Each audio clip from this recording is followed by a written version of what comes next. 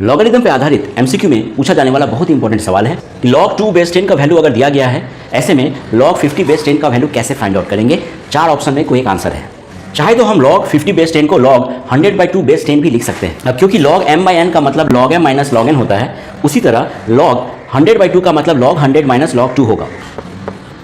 100 को हम लिख सकते हैं 10⁻², और यहाँ log 2 बेस 10 का वैल्यू दिया गया है 0.30103।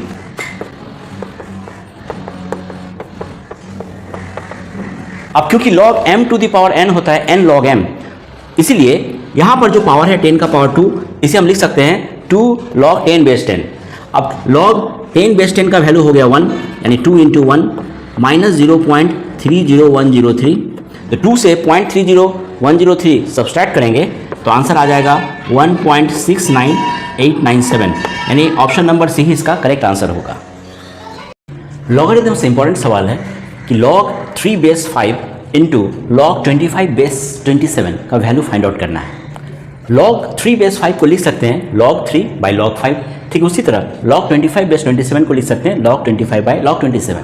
log 25 को लिख सकते हैं log 5⁻2 और log 27 को लिख सकते हैं log 3⁻3। अब क्योंकि log m⁻n का मतलब होता है n log m, इसलिए log 5² का मतलब होगा 2 log 5 और log 3³ का मतलब होगा 3 log 3। सिंप्लीफाई करेंगे तो log 3 log 3 कैंसिल आउट होगा, log 5 और log 5 कैंसिल आउट होगा और आंसर बचेगा 2/3।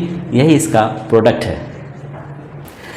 इस सवाल में x का वैल्यू कैसे फाइंड आउट करेंगे, क्योंकि log b बेस a होता है अगर x, तो b होता है a⁻x, तो इसलिए हम यहाँ लिख सकते हैं log x² - x + 37 बेस 7 = 2⁻1, और x² - x + 37 को लिख सकते हैं 7⁻2, यानी कि 49। इक्वेशन को रिड्यूस करने पर मिलेगा x² - x - 12 = 0, यानी कि x - 4 × x + 3 = 0।